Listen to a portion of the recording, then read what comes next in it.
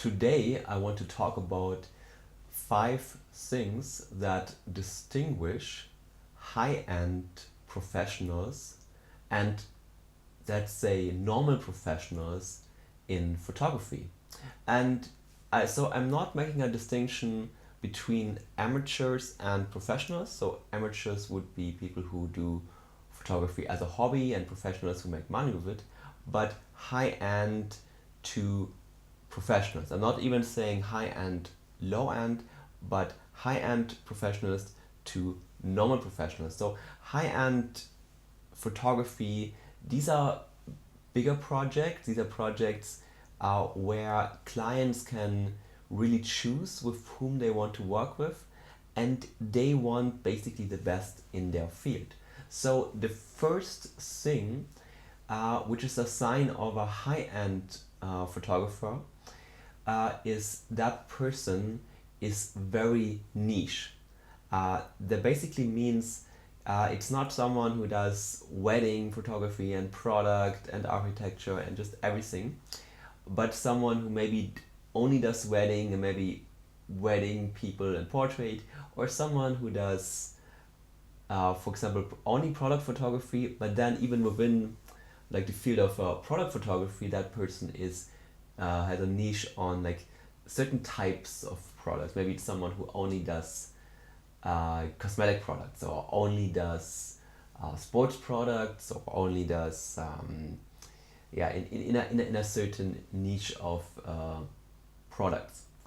And so that's something to understand. So people who only do food photography, who are, well, basically people who are specialized on one thing. And there's maybe some exceptions, because someone could have not only one niche but maybe 2 or 3 niches. So someone could, for example, do product photography and then also architecture photography. But you cannot really say, if you have like 5 niches, no, that's not going to work.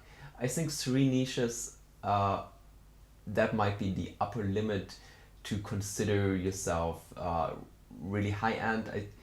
Maybe there are also exceptions, but that's like the general rule of that.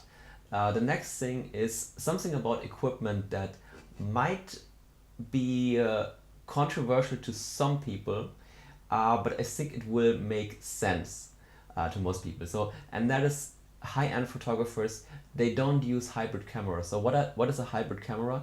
Typically, a hybrid camera is a camera that can shoot video and photo. And I do understand that most cameras can do both, but the thing is, there are certain cameras that are opted where the sensor is optimized on either video or photo, or it's kind of a camera that try to encompass like the best of both. So typical like dedicated photo cameras, for example, when you go for Canon, would be the Canon 5DS, and then when you take something like the Canon 5 normal 5D series, like the 5D Mark II, Mark III, Mark IV, these are hybrid cameras.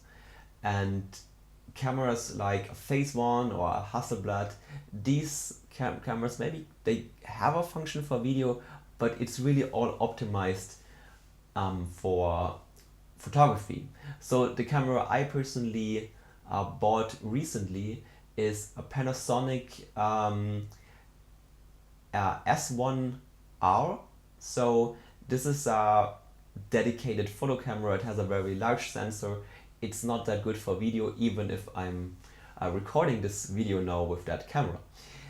So what are other things? What is the next thing? The next thing, and that is very important, the high-end photographer tends to work with other people on his work. So the normal professional usually does everything alone. The high-end photographer, he's, for example, outsourcing the post-processing, like the post-production.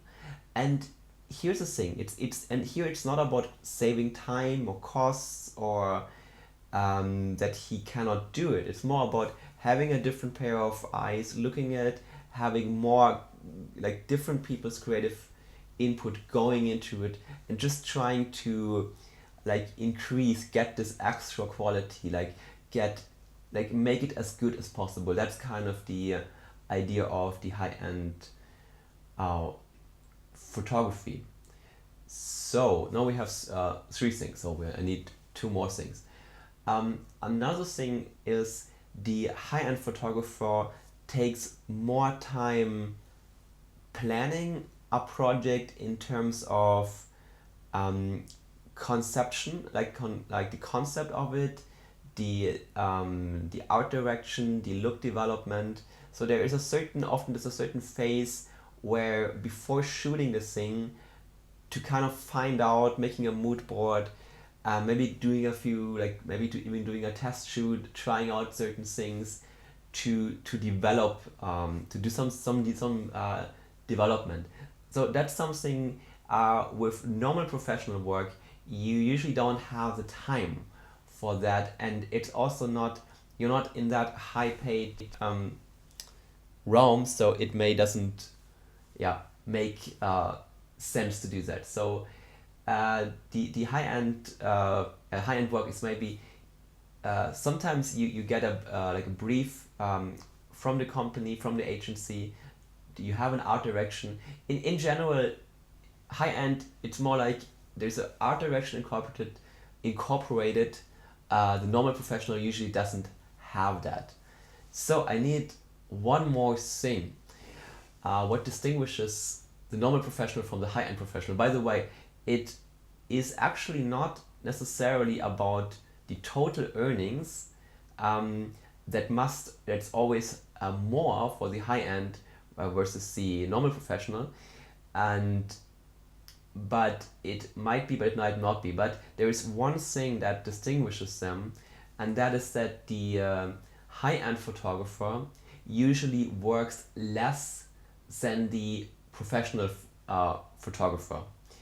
Because the professional photographer tries to do, well, you can say as much as possible, kind of, trying to do a lot of things, trying to be like this person who's maybe does a lot of local work, maybe does weddings, does products, does maybe events, and kind of all kind of things, and just sees it as a job where he tries to just work like a normal job, just have a normal, almost like a 9 to 5, try to fill his work days with work. And the high-end photographer isn't necessarily trying to do that. He is not optimizing for scaling up the hours and days he works. So it's not about that, but it's about doing less work, like maybe doing 5 projects in a year, maybe doing 10 projects, maybe 20 projects, but a professional, like a high-end, and in like the high-end sector, you're not going to make like 100 projects in a year. That's not very likely. So these are the 5 things that distinguish high-end photography from the professional photography, like high-end professional to, I think you get the point. Okay, I hope you enjoyed the video. I'm out. Bye.